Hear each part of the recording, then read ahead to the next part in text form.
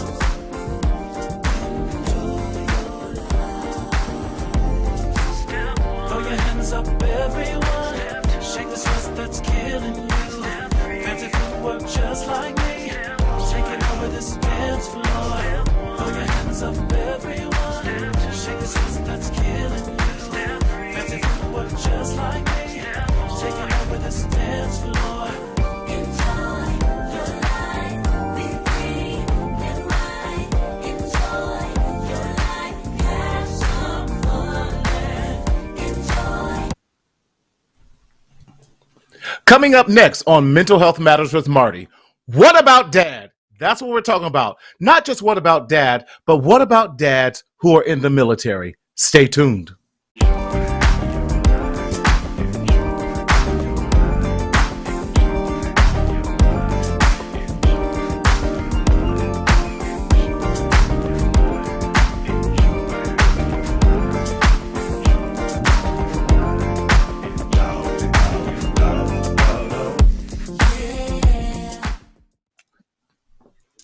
What's up, everybody? Hey, it's me, it's Marty, it's your host, it's your mental health hygienist, and I'm coming to you live and in living color, all the way from Southern California. Well, I used to say where the sun is always shining, but we're on a daylight saving time, so listen, the sun ain't out, but listen, the glow is still there. Hope you're doing well. I missed y'all last week. I was on a cruise, yes, in the Bahamas, having a good time. Yes, went and saw my peoples down in the Dominican Republic, although I'm 3 times removed. They don't know that. It's all good. How you feeling? And hope you're living well. So come on, let us know where you're at, what's going on. But let me, listen, I'm so excited about today's show, y'all. I missed you. What is going on in the world today? Yes. Carlinda, what's happening, darling? How you bees? Blessings to you as well, my dear. Yes, the theme song is dope. Whatever. That's Brent Jones. Yeah, I'll give him props this time around. That's my brother from another mother. But you know, Brendo, as they call him. What's going on, Jonathan? How you feeling? Yes, hope everyone is doing well, but so glad. Listen, let me remind you, the purpose of the Mental Health with Matters with Marty show is this. Mental Health Matters with Marty show is a show that is designed for psychoeducational use because we want to make a difference in the communities of color, especially with Black men, because why? We suffer the most a lot of times out of mental health disorders and do not know how to access it. So what we want to do is make sure that this show is used as a tool to supplement you. We are not a substitute. Touch your neighbor and say, not a substitute for you going to your therapist, your psychiatrist, or your psychologist. We want to be there to help you and support you in your mental health treatment. So if you're experiencing any type of psychiatric or medical emergency, please dial 911 or go to your nearest urgent care. But if you feel great and you don't need to see them, stay tuned. Come on, we got some good stuff coming. Now, how do we engage? How do you engage? I'm so glad you asked that question. Listen, if you're on my personal page, I've already put a pin in there. In order for us to see your comments, you got to come on over to the Mental Health Matters with Marty page or on the YouTube page with Marcel Consulting Group. Is that right? No, Marcel Media Group. I get them all right. It's going to be in there one way or another. Listen, we're not ignoring you, but we want you to know we love you. Throw the comments up there. We got lots of things to talk about. So what are we talking about today? Listen, we're talking about in November being Men's Health Awareness Month. We as men neglect. Hey, Auntie, listen, I got to pause real quick for the cause. It is my aunt's birthday tomorrow. Happy birthday, Auntie. Shout out also to my brother, Bobby. What's up? He said he's no longer Junior. He's no longer Big Bob. He just Bob. Bob, happy birthday. Love you, brother. You know I got nothing but love for you. But anyway, we are not a substitute. That's right, not a substitute. Come on, Brent Jones. Listen, we want to talk about what about dads? In this movement, we never talk about the mental health of dads. We never talk about the psychological challenges that we as fathers, I'm a father of 3, have. I have a, do not judge me, a 31-year-old, a 23-year-old, and yes, a 5-year-old. That's a whole nother topic. That's a whole nother show. But anyway, we love all my children the same. But what about dads? What about dads when they go through a divorce and they no longer get to see their kids on a regular basis? What about dads who have anxiety and the weight upon providing for the family? What about dads who are underemployed, who are unemployed? What about dad who's excited about being a dad, but there's a block called the court systems who won't allow them to be a dad? But today we want to focus on military dads because there's a lot of stress, there's a lot of anxiety, there's a lot of things that happen to our military dads that we don't talk about. We talk about I was doing the studies. I'm so excited about this topic, so that's why I'm getting ahead of myself. I was doing some research. Do you know all of the studies are about the children? Don't get me wrong, we definitely need to study the children, but we don't have enough studies out there that specifically target fathers in the military. We don't have enough research doing what are the pressures that they go through. Not only are they being deployed and separation from their families, there's a possibility, especially when we're in high wartime, that these fathers may not come back home. That the last time before they get deployed, this could be their last time of hugging and holding on to their loved ones and so forth. We never talk about the mental anguish that happens, or when they're deployed for 2-3 years at a time and they miss important times of their children's lives and they miss that bonding time. What about dad? What about dad that he's hurt, even though he's representing his country, but he wants to be with his family? What about dad? Jasmine, good to see you. Thank you, darling. That's a military wife, and she's raising her boys while her husband might be out and away and deployed. What about dad? What about his feelings? What about his longings to be with his family? What about his desire to be a reputable and upright father and caught between the duty to your country and the duty to your family? What about dad who's not there when the child might get sick? What about dad who misses Christmas? What about dad who misses birthdays? What about dad who misses Mother's Day and all these, who misses the first day of school? What about dad? What about his feelings? What about his anxiety? What about his depression? Some of the things that most of our military men face, some of the common mental health illnesses and disorders that they often go through is PTSD, post-traumatic stress disorder. What are some of the other ones? Depression. What are some of the others? Substance abuse disorders. What about suicide ideation? We don't want to talk about that. What about dad and his willingness to feel like he's in this alone and wanting to throw in the towel, and not the white flag, but throw in the towel in life? What about dad? What about dad in other areas where we're using sexual promiscuity as a substitute because you're longing to be? Now, I don't have all the answers. All I'm just doing is posing the question, what about dad? And I'm glad you asked me that.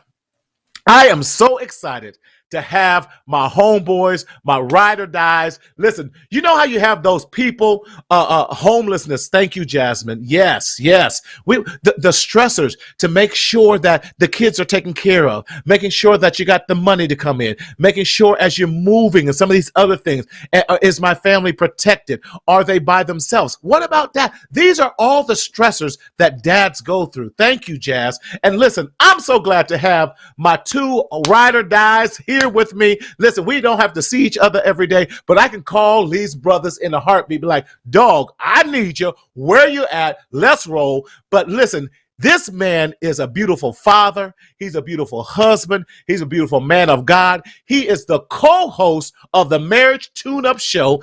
And welcome for the very first time, but definitely not the last time, my man, my brother, none other than Erinn Cooper. What's up, Erinn?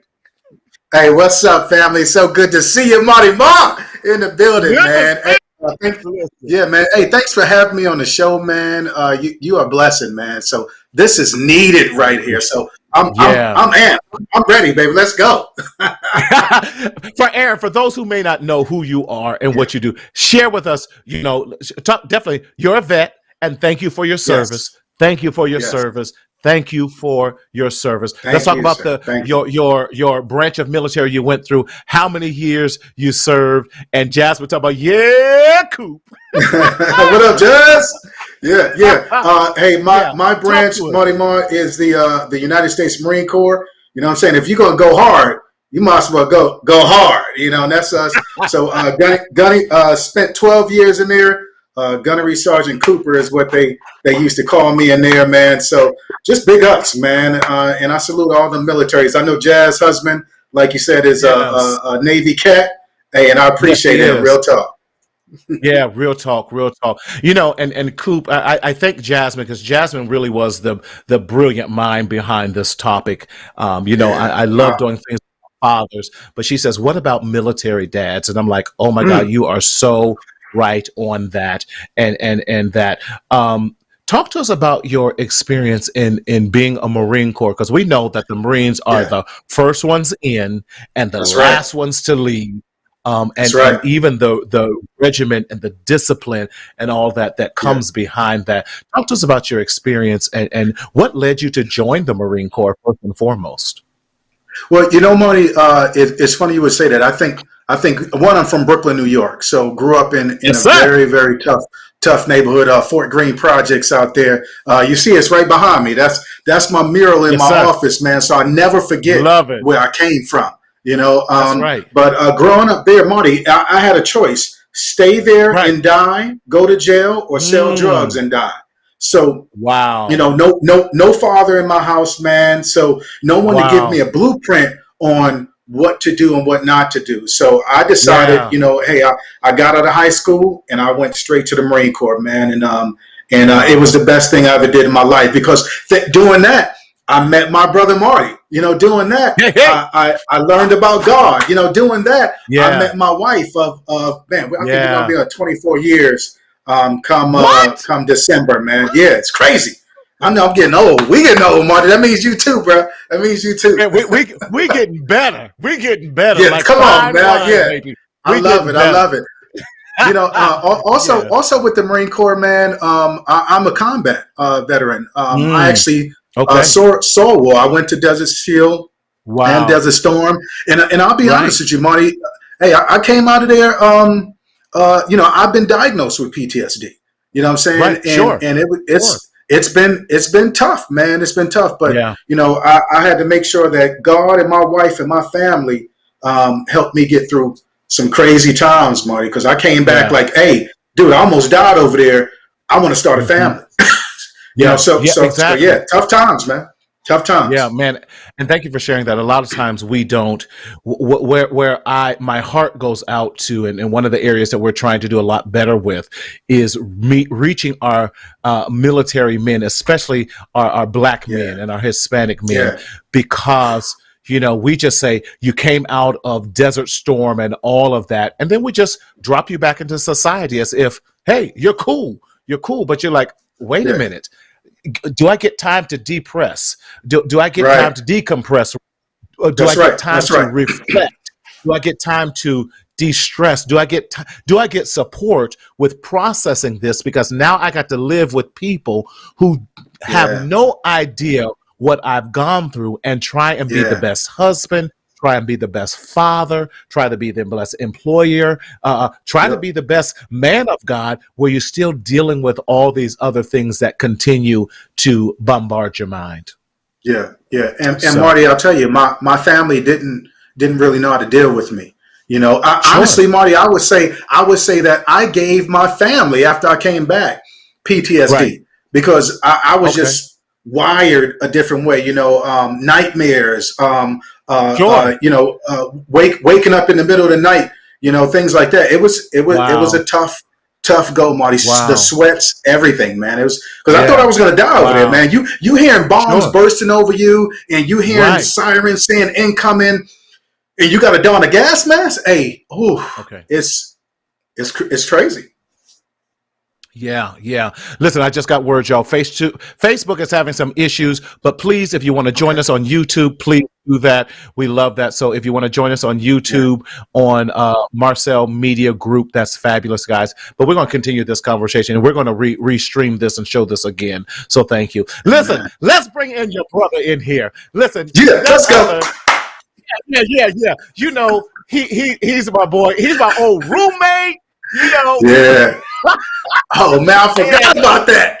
Yeah, we were roommates. Listen, while y'all was in the military, I was like, y'all go on. I'm going to my 9 to 5. God bless you. But none other. He's not a stranger. Yes, to the Mental Health Matters with Marty show. None other than my brother, Vendel Smith. Ben! Yeah. Hey. From the home of Montezuma to the shores of Tripoli. Come on, don't play with me, B. Yeah, man, for real. Ben, how you doing, brother? How you feeling? How you living? I'm doing good, Mr. Sellers. I'm doing really well, Mr. Cooper. It is wonderful to see you, my brother. Hey, from another mother. Look, believe that. They used to tell me back in the day when I was skinny that me and Coop looked like brothers. I feel good. Marty, didn't I say that? Hey, B, why you bring up? I feel good because he's handsome. I feel good. There you go. Hey, I'm just trying to be like you, my brother. Yeah. Listen. You know what I love about us, man? We've been having a better part of a 30-year brotherhood because it exceeds friendship. Y'all, y'all, my boys. I know I can call y'all for anything, right, wrong, or indifferent. Even if I'm wrong, we're gonna go out there and beat Negro. Oh, excuse me. Go out there and do right. We'll come home, be like, "Don't you ever make me do that again." It'll happen. But it will happen. Believe that. It will. Believe that. Yes.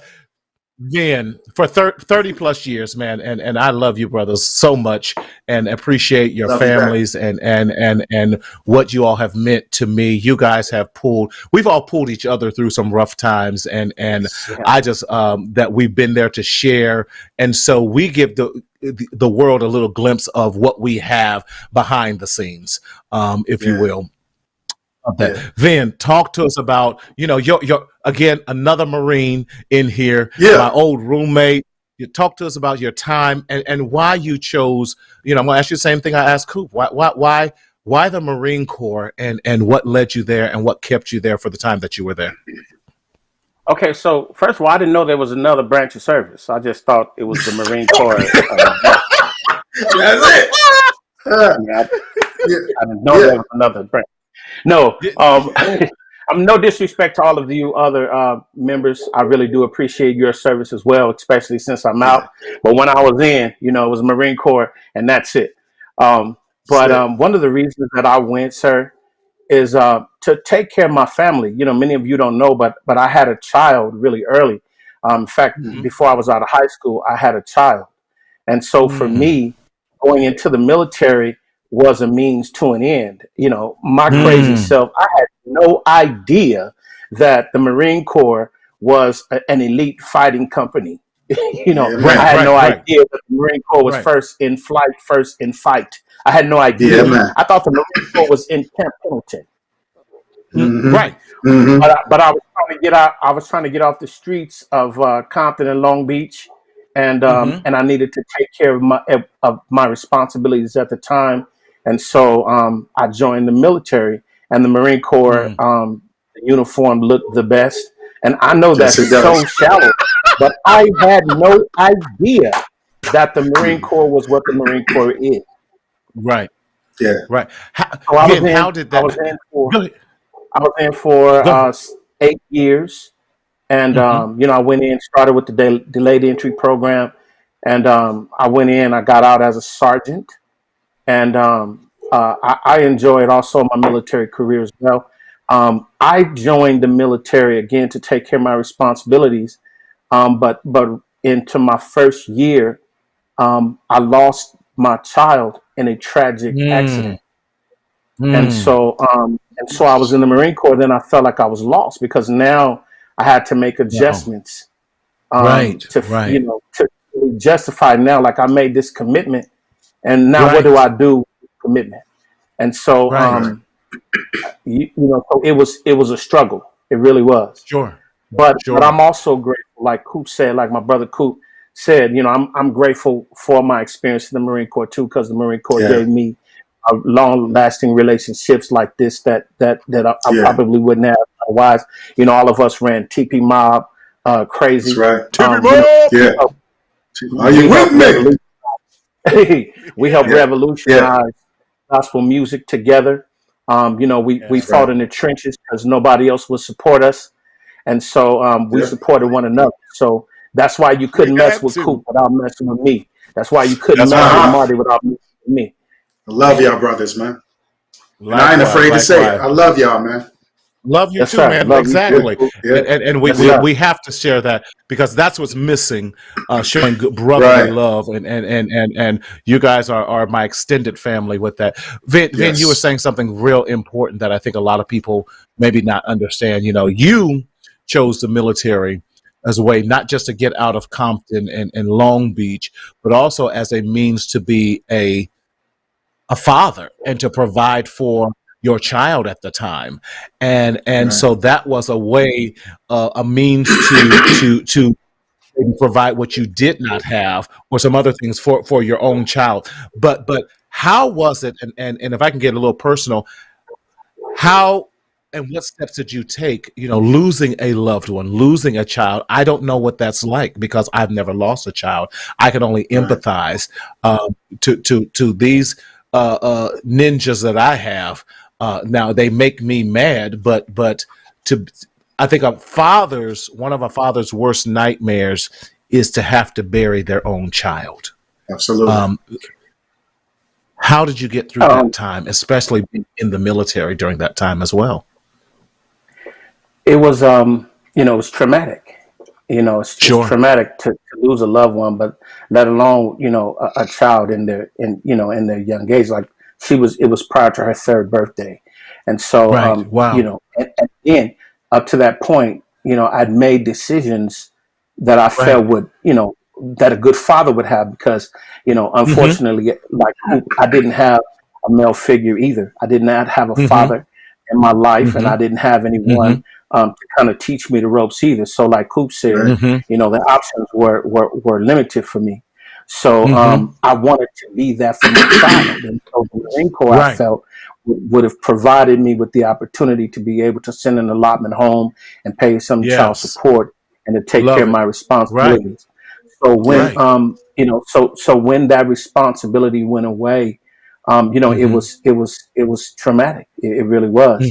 But, and I was 19 at the time. So you just kind of, and there was no mental health with Marty then. You know what I mean? There was no conversation nowhere about mental health. And there's certainly, like you said, Marty, there was no in the intro, like you mentioned, that there's no conversation around how the dad feels. Everyone is concerned about, about the mother. Mom. And again, she was in ICU and she was in a coma and all that. And I was responsible for coming back home and ensuring that the burial took place and all of those things while she was still in ICU. And so it was a difficult time. And then you never recover from that. You still count the years and you still say, oh, she will be 38 this year. You still count those years. You still wonder what the birthday would look like and if you were to be a granddad and those types of things. So again, the military for me was a way to provide for a child and provide the provision that I had never received. And so Right. I went there thinking that would kind of solve that challenge. But my first duty station was North Carolina. So I wasn't North very Kakalaki. good at North Kakalaki. I wasn't really Yeah. good at geography, Right. So Yeah. when I found out I was going to North Carolina, of Compton to North Carolina, what? Right. Um, Right. you know, so I was shell shocked even to find that I was going to North Carolina. Now I went from Yes, sir. Compton, which was very, very polarized. I'd have to say we didn't have Right. a whole Right. bunch of Right. diversity. Compton Right. Linwood at that time, and I went to North Carolina, which is the very, very south. South, you hear me? Right. Right. Yes. Right. Yeah. And That's a great. so there were not sidewalks, and there were actually other light color Marines. We was dark green and light green. We was we wasn't race. We was light green and dark green. That's There right. was some light green Marines that never seen dark green Marines ever. You hear me? Yep. Right. And so that was a challenge, and Sure. it was something. It was something to reckon with. It was something to get used to.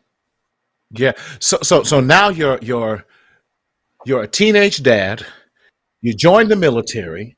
You only know Compton and Long Beach. Now they put you in the South, on the other side of the country, dealing with cold. And about the coldest we get might be 45 on a real cold day. We might be dealing with some Yeah. snow now. And now you're also dealing with the burial of your child in the midst of all this. And that's why I want to do this show. What about dad? And Vindon, thank you for the transparency. How do you never forget it, but how do you deal with it during that time? So can I even go here, and Coop, please jump in. You talked Absolutely. about a lot of time your PTSD and the strain that it put on your family, because again, we in our community, it's bad enough in our community, but we also know, and it's not knocking on the military, but we also know that once you're done, it's not like they go, well, here's your plan. Yeah. Thank you for your service. Let me make sure you're Exactly. doing well mentally. Let me make sure Yeah. that you are all right from a mental health perspective, as that you're doing well by your families, that you're doing well Yeah. by your spouse, that you're doing well by your children. How did you make it through the day-to-day operations, and when did it click that, like, oh my God, I really need some help? Cool. Yeah, Marty, I'll tell you, man, it was tough because the VA is getting better. The Veterans Administration at trying to help, those that are coming back into civilian life. Right. But That's and back then when me and Vindon were in, right, it was terror. You're on the phone for 2 hours, and then you finally get to somebody, they hang up on you, or you get to somebody and they disrespecting you. And here's the thing. I talked about going to war. Vindon, man, I love you, my brother. Man, I'm gonna continue to say that all throughout the show, because you don't have to go to war to get PTSD. You see what I'm saying? Something like what? Thank you. Something like Vindon that went through. Hey, for the rest of my life, PTSD. And now we're out. Yeah, and what I did is so I am trying to cope with it, with women, with drugs, with alcohol, with fighting. You know what I'm saying? Those type things, because it's all bottled up inside of me. I remember, Marty, telling my gunnery. So I wasn't a gunny at the time. I was a young Lance Corporal, E3. Right. I told him, we got back from war, and I'm telling him, like, yo, man, I can't sleep. I'm having nightmares. He was like, you better suck it up. You better suck it up. Because that's how we do as Marines. So what I did, Marty, is I did what we do. We push through. We have to accomplish the mission.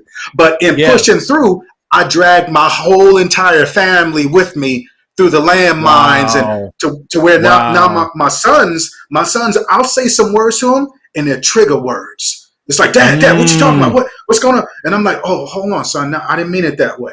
You know what I'm saying? There's strained relationships because when I got back, there was nobody to help me transition, Marty. So I didn't, and I don't have a father to tell me how to run things. So I do things how I know. What's my reference points? The hood. the hood. And I bring all of that into my family, and it destroys, because Marty, this is my second marriage. You know what I'm saying? Mm-hmm. Now, praise God, we going on 24 years, but it destroyed my first, because I couldn't grasp and understand that there was something going on in my mind and in my body that I had no words for. You know, it's just crazy. Yeah. Coop makes a great point. Go ahead, Vin. I'm sorry, Marty. Coop makes a great point. You know, when you talk about the things that we know, we go back to, like Coop said, we do, especially most of the time in the military, you spend away from your family. A lot of times you do. Mm-hmm. And so, so you go into the military to take care of your family, and then you separate from them. Wow. Like, two of the top reasons that people get out of the Marine Corps is because of the rules and regulations and family separation. And so, like Coop said, oftentimes during the holidays, we're deployed. And so we drink, and we're too young, and nobody taught us really how to handle our liquor. So we end up punching each other's lights out. Good. Because that's what we do. Or we're out and we're lonely, and so we go out in town, and the town has a lot of temptation and opportunities for young men with a little bit of money to get into. And so we do that, and those things, those are reckless behaviors that we develop on a consistent manner. When you're out and you're away from your family for Christmas and for all the holidays, and you're missing the first talk and the first walk. Those are things that you typically do to kind of cope. And so, so you do walk around with a lot of anger and a lot of, and even there's a fear that goes with it. You worry, and there's some insecurities that go. Like when you're away from your family for months at a time, you're concerned about what's going on at home, and what could possibly be happening at home as well. So those are things like Coop said. I'm sorry, Erinn. Sorry, baby, I'm here. Here you go. Come on. That those are things that we had to deal with, and then to come home and have to deal also with that transition, because when you left your family member, you left your young wife. She's also different, because she's had to learn how to cope for the year that you were as well. So your finances sometimes are not right, because you were saving money while you was there, but she's been spending money because she didn't know she's trying to cope without you being there. You come in and maybe your children are not as disciplined as they would have been if you had been there. And so you don't garner the same respect when you walk in. Sometimes there's some infidelity. Missing the relationship too, Vin, because now that you've been away for this year, especially during those prime developmental times, you've missed all of that. And we already know that 0 to 5 year is so foundational as it is. Paramount. But during that time, most of you all are deployed in that. And what you all have described, I always say it this way: we have misdiagnosed Black men so bad. What you have described is primary major depressive disorder. And we never talk about that. I always say this: for men, especially Black men, depression comes in the form of anger. Why does it come in the form of anger? Because we've told you, just like he told you, I'm having some nightmares. You better suck it up. Man up. Don't let anyone see you cry. Don't let anyone see you down. Hold your head up. Put them square your shoulders back. You know. And I'm gonna say it this way: not ever being in the military, you're a Marine. Oh, absolutely. You are in the top tier branch with that, so you're expected to have different outcomes. But I get it. You have to be strong. But when do you get to let all of that strength down and say, I now get to be a human? And the main part of a human is a man. Go ahead, Coop. Exactly. And Marty, here's the thing. We go back again to no one ever taught us that. You know what I'm saying? Even in the military, there's no one that I knew of that I could go to and say, hey, I'm having these issues. They've gotten better at it now because you know how it is. You usually have a street sign that says stop, or a light at the corner, because somebody already rolled through there and ran over somebody and they killed him. Most of those signs are there because there was blood on the floor, on the ground. Well, the same with the military. Hey, now you can go to a psychologist or psychiatrist and you can talk to somebody. but back then it was few and far in between, and so I had to go to Venden, you know what I'm saying? And me and Venden would sit there and drink some Hennessy and then say, let's go to the E Club and let's go fight. So come on, that'll get it out of us.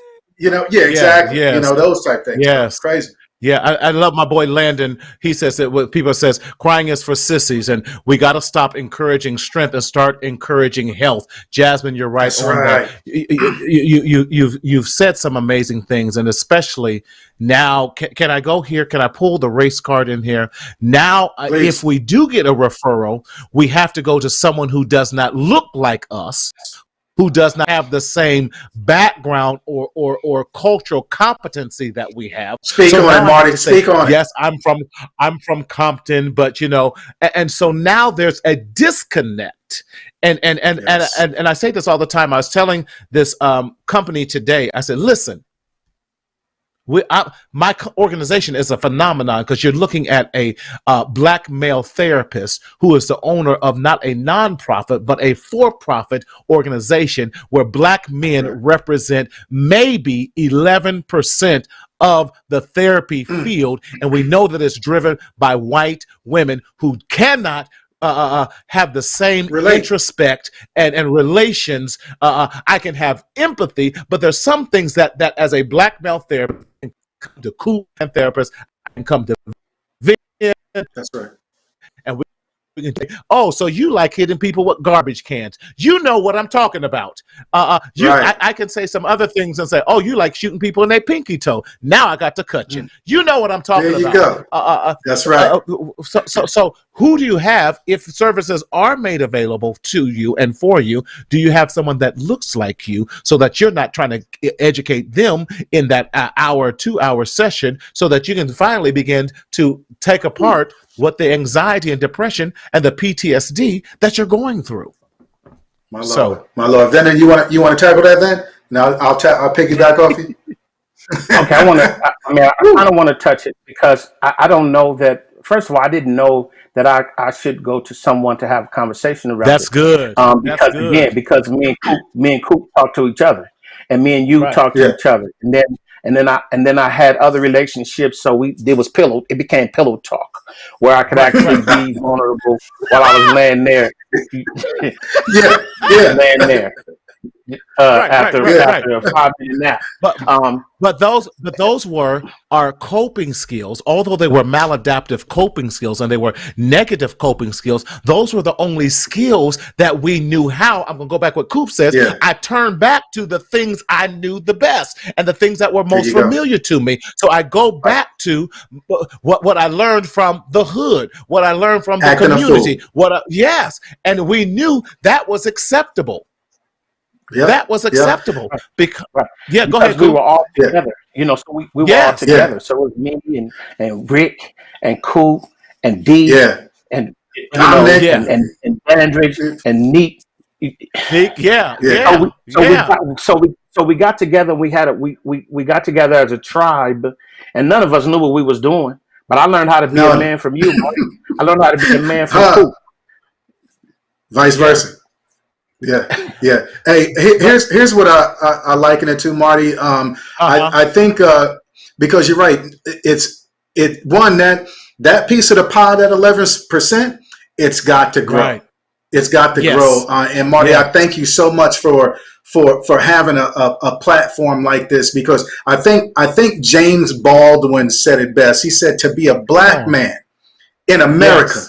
And to be just even a little bit conscious, relatively woke, is to be almost enraged constantly. And that's what I would say was all of us at that 19, 20, 21. Honestly, for me, I'm gonna go there, Marty. I'm talking about 30s. I'm talking about 40s. Where I was just like, I don't have control. And everything I touch, I'm wrecking. I'm wrecking Ralph today. Wow. You know what I'm saying?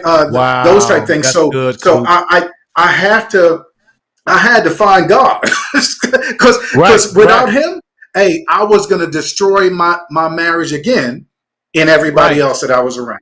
Yeah. Right.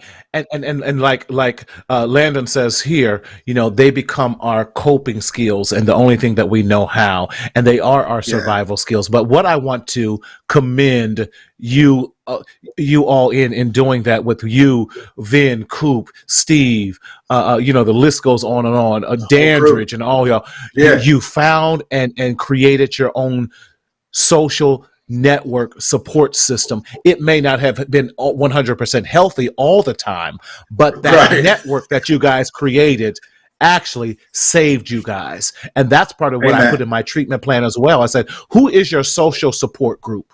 Who is there for you, even if they may not be 100% correct? Who is there to support you when you fall? Who is there who's going to cover you and be there to say, nah, I ain't seen Coop do nothing. He all right. No, Vin all right. He was with me. You need that support. And I love that we created not just a support, but you guys allowed me to come into this family as well, me being a civilian and all. And that was the love that I've definitely seen and heard through all of this, man. And that's what has been so beautiful. That's why I love you guys and love the growth that you had.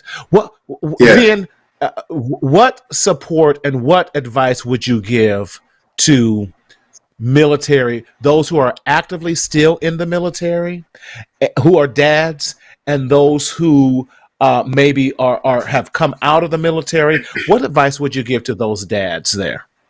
And Coop, I'm going to ask you the same question. I would say, first of all, I would say, if you're going to get out, plan it. Get you a succession plan.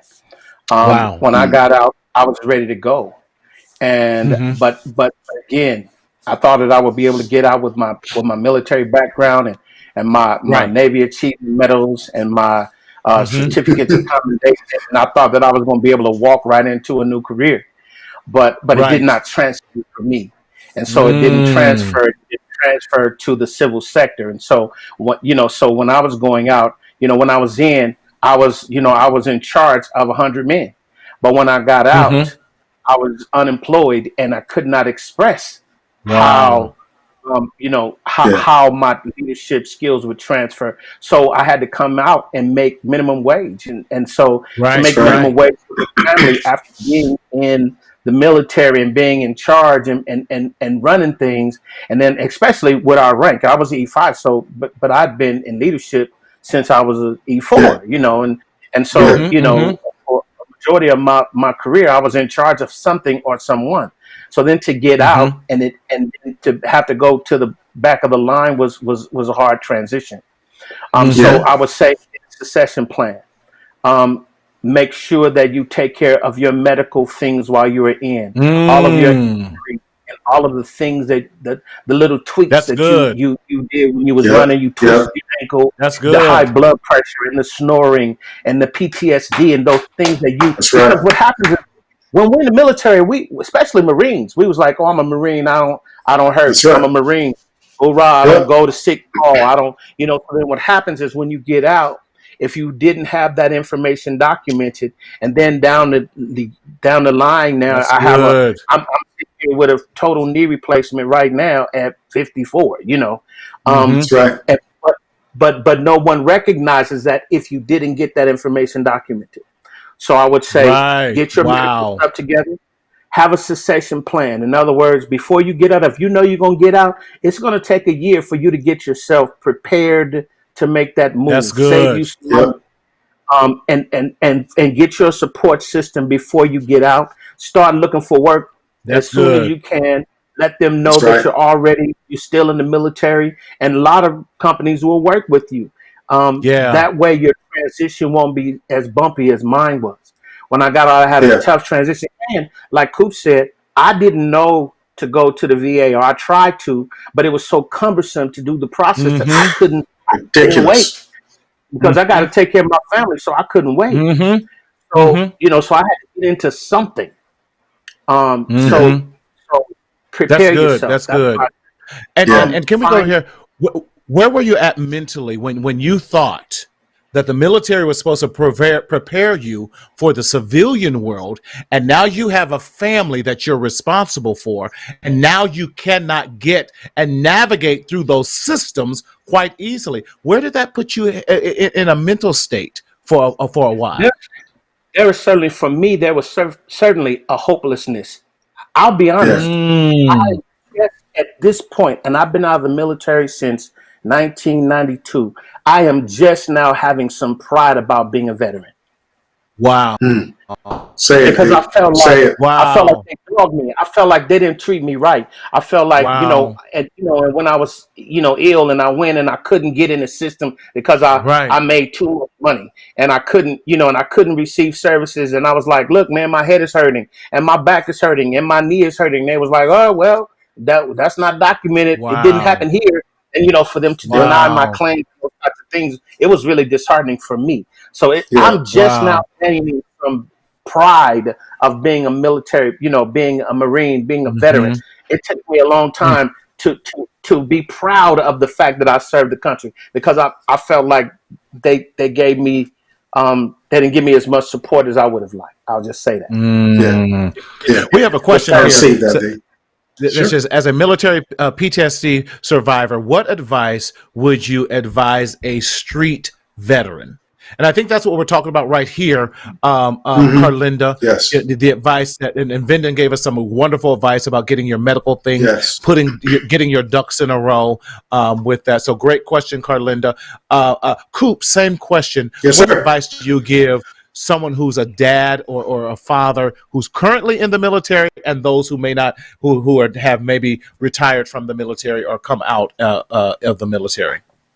Absolutely. Hey, I think Vindon hit some incredible points. If I had to add to those, I would say, one, while you're in there, let's get some school going. Let's because the certificates and the good conduct medals, that's great, but that's not going to work. That's inside our little city, which is the Marine Corps. Now we're coming outside of our city into the civilian world, and it doesn't correlate over well. So exactly, thank you. So let's get some education. Some of the things that we didn't do in there, we could have went and got just one class a semester. Would have got you your AA or your bachelor's, you come out with that, and they would have paid for it. The military would pay for it. Right. But see, most of us, we're so used to, okay, I'm getting my money. I'm going to drink with my money. I'm going to go sex with my money. I'm going to buy what I want. And we forget that, no, we need to be thinking about the future. The other thing is saving some money. Okay, they're not going to do that for you.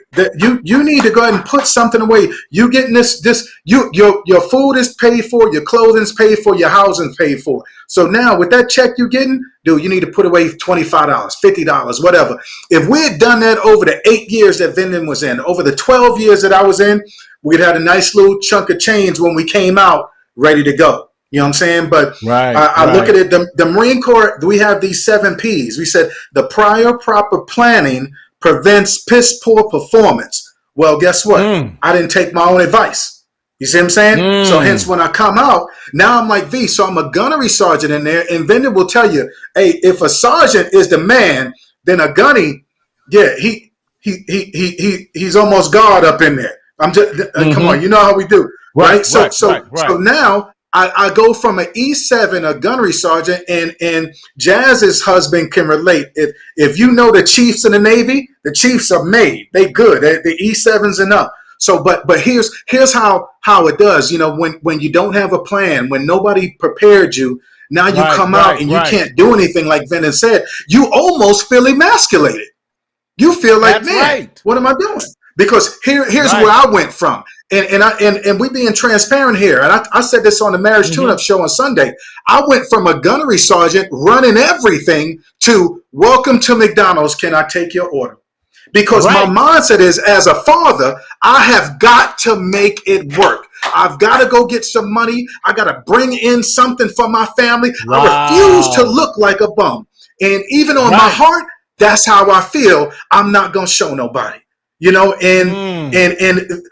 nothing but the grace of God that got me through. But to Carlinda's words, obviously, those are things that, a person can do in the military. She talked about it for a street vet. Well, even for fellas and women coming out of the military, once you're out on this side, I need you to rate yourself.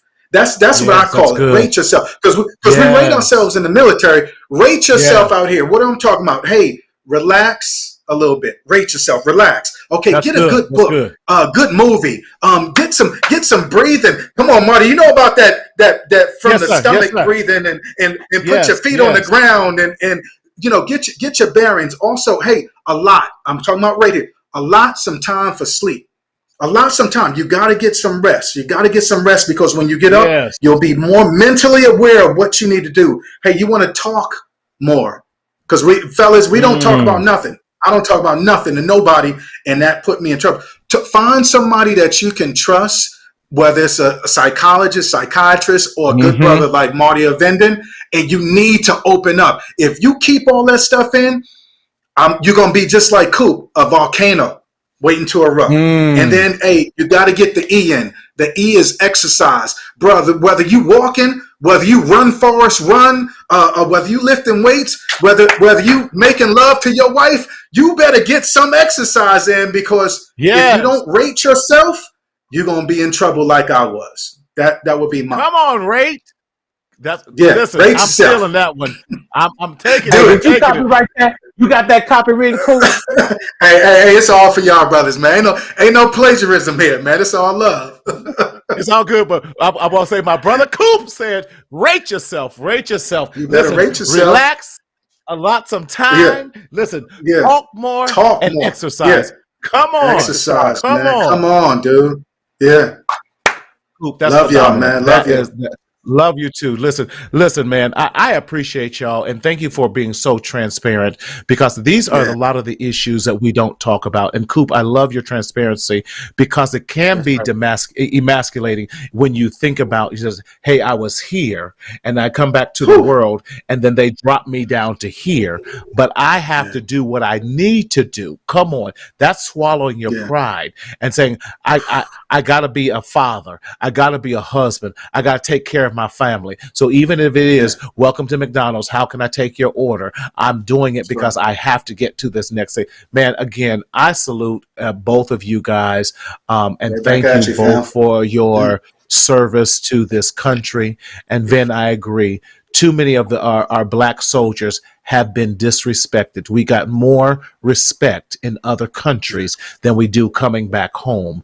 And we have to do a better job of taking care of our vets for the invaluable service. Come on. That's right, Landon. Rate yourself. Come on. Rate yourself. Yes. And I don't know if you have Coop. He'd be wonderful to have on your show and everything. He, again, we ignore the signs when we have challenges.